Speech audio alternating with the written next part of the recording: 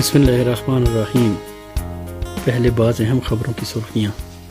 پاکستان میں پنجاب اسمبلی نے 22 جولائی کو ہونے والے وزیر اعلیٰ کے انتخاب کے لیے ضابطۂ اخلاق جاری کر دیا ہے۔ ہندوستان میں کانگریس پارٹی نے پارٹی صدر سونیا گاندھی کی انفورسمنٹ ڈائریکٹوریٹ میں طلبی کے خلاف ملک گیر احتجاج کیا ہے۔ ترک فوج کے حملے میں عام شہریوں کے جاں بحق ہونے پر جمعرات کو عراق میں ایک دن کی عام سوگ کا اعلان کیا گیا ہے، اور شام کے صدر بشار اسد نے پیراگوئے کے سینٹ کے چیئرمین سے گفتگو میں تاکید کی ہے کہ مختلف ملکوں کے تعلقات مشترکہ روابط کی تقویت اور قوموں کے مفادات کی بنیاد پر پائیدار ہونے چاہئیں۔ اور اب پیش ہے خبروں کی تفصیل۔ پاکستان میں پنجاب اسمبلی نے 22 جولائی کو ہونے والے وزیر اعلیٰ کے انتخاب کے لیے ضابطۂ اخلاق جاری کر دیا ہے۔ لاہور سے موصولہ رپورٹ کے مطابق پنجاب اسمبلی کی سیکرٹری محمد خان بھٹی نے بتایا ہے کہ ضابطۂ اخلاق کے تحت اسمبلی سیکریٹریٹ میں ارکان اور اسٹاف کے مہمانوں کے داخلے پر پابندی ہوگی۔ اسپیکر باکس، آفیسرز باکس اور مہمانوں کی گیلریاں بند ہوں گی، لیکن صحافیوں کی گیلری کھلی رہے گی، اور صحافی حضرات اپنی مخصوص گیلری سے وزیر اعلیٰ کے انتخاب کی رپورٹ تیار کر سکیں گے۔ انہوں نے بتایا کہ ارکان کے لیے شناختی کارڈ ساتھ رکھنا ضروری ہوگا۔ دوسری طرف پاکستانی سپریم کورٹ نے وزیر اعلیٰ پنجاب کے انتخاب کے معاملے میں توہین عدالت کے ٹھوس شواہد طلب کر کے سماعت غیر معینہ مدت کے لیے ملتوی کر دی۔ یہ درخواست پی ٹی آئی کی طرف سے داخل کی گئی تھی، جس پر عدالت نے توہین عدالت کے ثبوت طلب کر لیے۔ عدالت نے اپنے ریمارکس میں کہا ہے کہ اس نے اپنی آنکھیں بند نہیں کی ہیں، اگر اس کے حکم کی خلاف ورزی ہوئی تو خاموش نہیں رہے گی۔ ہندوستان میں کانگریس پارٹی نے پارٹی صدر سونیا گاندھی کی انفورسمنٹ ڈائریکٹوریٹ میں طلبی کے خلاف ملک گیر احتجاج کیا ہے۔ نئی دہلی سے موصولہ رپورٹ کے مطابق کانگریسی صدر سونیا گاندھی اور رکن پارلیمان راہل گاندھی کے خلاف انفورسمنٹ ڈائریکٹوریٹ کی کارروائی کو مظاہرین نے بھارتیہ جنتا پارٹی کی حکومت کی انتقامی کارروائی قرار دیا ہے۔ دہلی میں کانگریس پارٹی کے کارکنوں نے پارلیمنٹ ہاؤس تک احتجاجی مارچ نکالا۔ مختلف کانگریسی رہنماؤں نے مظاہرین سے خطاب میں کہا ہے کہ حکومت نے کانگریسی رہنماؤں کے خلاف کیس اس لیے تیار کیے ہیں کہ ملک کے سلگتے ہوئے مسائل کو پارلیمنٹ میں نہ اٹھایا جا سکے۔ ان رہنماؤں نے الزام لگایا ہے کہ حکومت اپنی نااہلی اور بدعنوانیوں کی پردہ پوشی کے لیے حزب اختلاف کے خلاف ملک کی ایجنسیوں سے بطور حربہ کام لے رہی ہے۔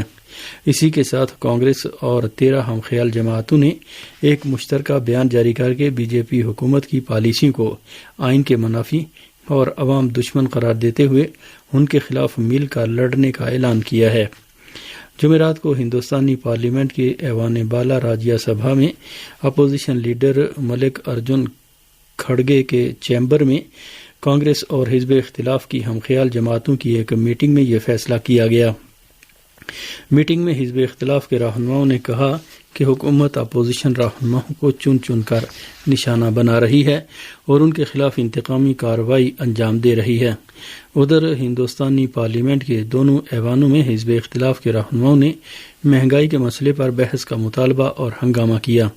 رپورٹ کے مطابق ہندوستانی پارلیمنٹ کے ایوان بالا راجیہ سبھا میں اجلاس شروع ہوتے ہی حزب اختلاف کے اراکین نے مہنگائی کے مسئلے پر بحث کا مطالبہ کیا، جس کو چیئرمین وینکیا نائیڈو نے مسترد کر دیا، جس پر اپوزیشن نے ہنگامہ کافی بڑھ جانے کے بعد ایوان کی کارروائی معطل کر دی گئی۔ ترک فوج کے حملے میں عام شہریوں کے جاں بحق ہونے پر جمعرات کو عراق میں ایک دن کے عام سوگ کا اعلان کیا گیا ہے۔ بغداد سے موصولہ رپورٹ کے مطابق حکومت عراق نے جمعرات کو عام سوگ کا اعلان کیا ہے۔ ایران کی اسنا نیوز ایجنسی نے بغداد سے رپورٹ دی ہے کہ ایک دن کے عام سوگ کا فیصلہ جمعرات کو وزیر اعظم مصطفیٰ الکاظمی کی صدارت میں کابینہ کے اجلاس میں کیا گیا۔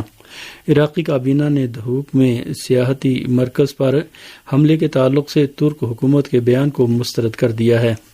عراق کی سبھی سیاسی جماعتوں، تنظیموں اور ممتاز شخصیات نے ترکی کے حملے کی مذمت اور بغداد حکومت سے مطالبہ کیا ہے کہ اس قسم کے حملوں کی روک تھام کے لیے مؤثر کارروائی کی جائے۔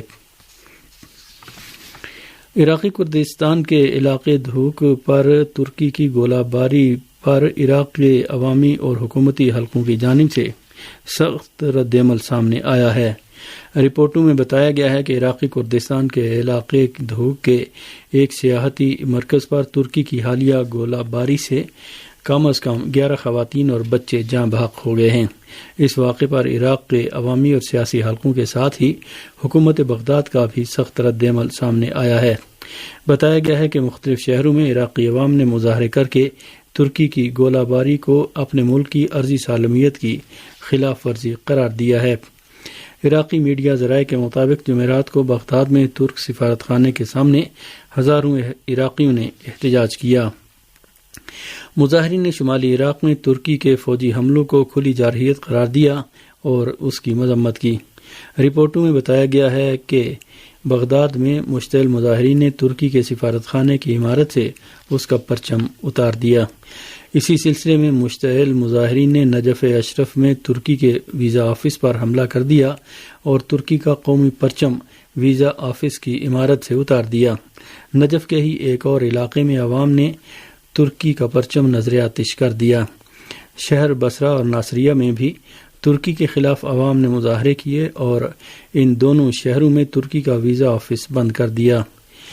اسی کے ساتھ ارنا نے رپورٹ دی ہے کہ عراقی وزارت کونسل نے بدھ کی رات ہنگامی اجلاس میں شمالی عراق کے ایک سیاحتی مرکز پر ترکی کے بدھ کے حملے کا جائزہ لیا۔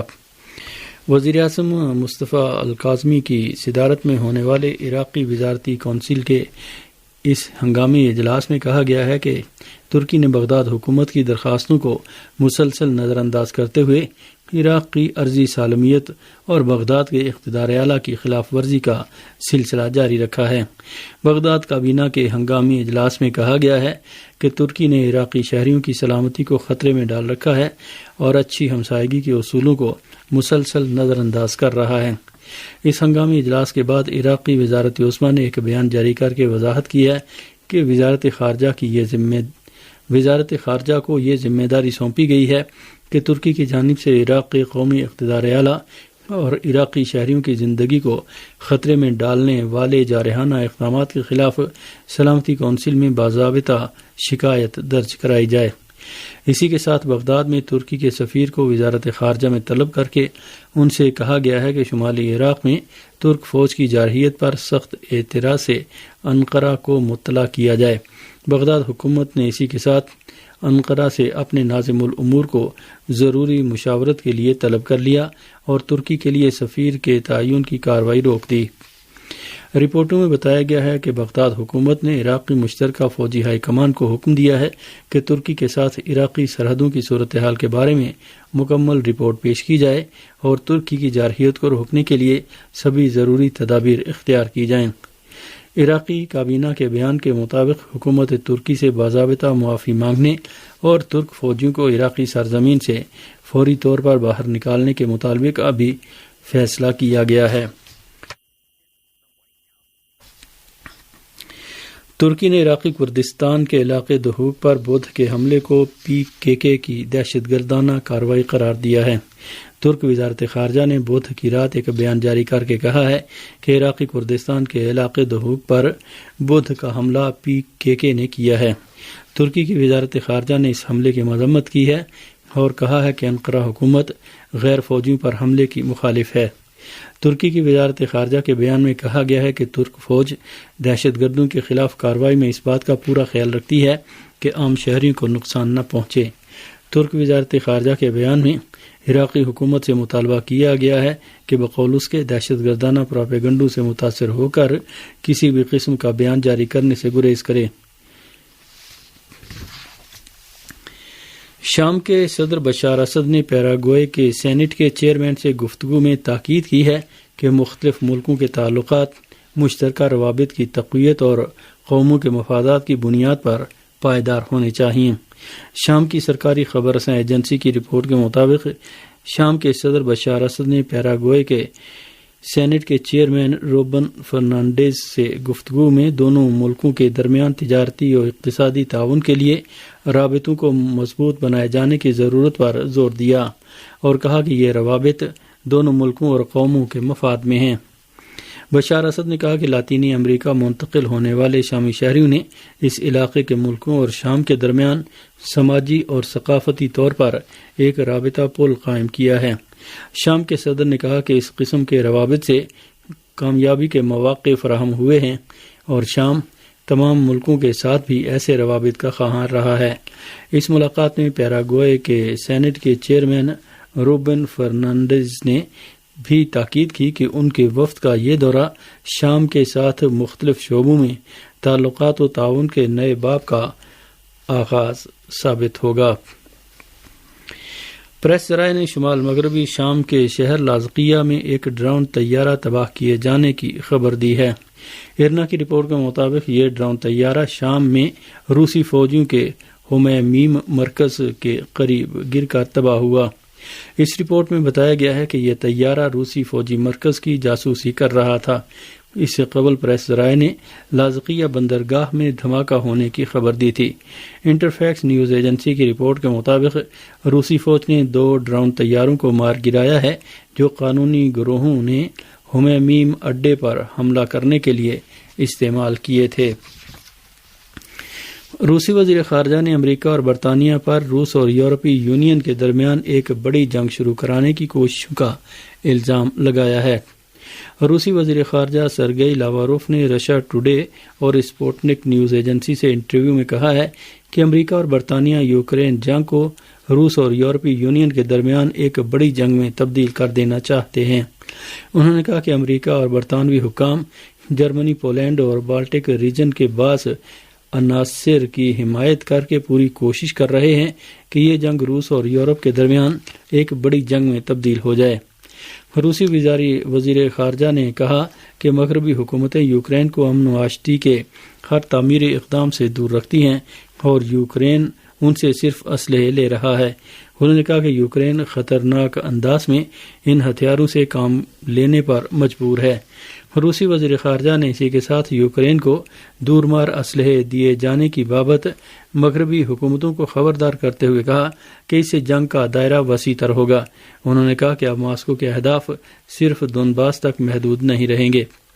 روسی وزیر خارجہ نے کہا کہ مغربی حکومتوں کی جانب سے یوکرین کو دور تک مار کرنے والے ہتھیاروں کی سپلائی کے بعد ماسکو کی حکمت عملی بدل گئی ہے۔ انہوں نے کہا کہ روس کی سلامتی کو یقینی بنانے کے لیے یوکرینی افواج کو اگلے مورچوں سے پیچھے ہٹانا ضروری ہو گیا ہے۔ روسی حکام مغربی حکومتوں کو بارہا خبردار کر چکے ہیں کہ یوکرین کو دور مار میزائل سسٹم دیے گئے تو روسی افواج ان اہداف کو نشانہ بنائیں گی جنہیں اب تک نظر انداز کیا گیا ہے۔ دوسری جانب امریکی وزیر جنگ لائیڈ آسٹن نے کہا ہے کہ یوکرین کو روسی فوجیوں سے جنگ کے لیے مزید جدید قسم کے 4 ہیمر راکٹ سسٹم دیے جائیں گے۔ یوکرین کو مزید جدید قسم کے 4 ہیمر راکٹ سسٹم ملنے کے بعد اس کو ملنے والے ہیمر راکٹ سسٹموں کی تعداد 16 ہو جائے گی۔ یاد ہے کہ امریکی وزارت خارجہ نے حال ہی میں یوکرین کے لیے مزید $400 ملین کی امداد کا اعلان کیا ہے، جس کے بعد امریکہ سے یوکرین کو ملنے والی امداد کی سطح $7.32 ارب تک ہو گئی ہے۔ مغرب سے یوکرین کی طرف اسلحے کی ترسیل کا سیلاب ایسی حالت میں جاری ہے کہ یوکرین کے وزیر اعظم نے روس سے جنگ کے نتیجے میں ہونے والی تباہی کے نتیجے میں تعمیر نو کے اخراجات کا تخمینہ $750 ارب لگایا ہے۔ روس نے اعلان کیا ہے کہ ماسکو نے کیف کے ساتھ مذاکرات کے دروازے اب بھی کھلے رکھے ہیں۔ ماسکو سے موصولہ رپورٹ کے مطابق روسی ایوان صدر قصر کرملن کے ترجمان دمیتری پیسکوف نے کہا ہے کہ نہ روس کے صدر ولادیمیر پوتن اور نہ ہی وزیر خارجہ کسی نے بھی یہ نہیں کہا کہ یوکرین سے مذاکرات کے دروازے بند ہو چکے ہیں۔ انہوں نے یہ بیان ایسی حالت میں دیا ہے کہ روسی وزیر خارجہ سرگئی لاواروف نے کہا ہے کہ موجودہ حالات میں روس اور یوکرین کے درمیان امن مذاکرات بے معنی ہیں۔ انہوں نے کہا کہ ماسکو اور کیف کے درمیان بیلاروس میں ہونے والے امن مذاکرات کے پہلے دور میں بھی یہ بات عیاں تھی کہ یوکرین مذاکرات میں سنجیدہ نہیں ہے۔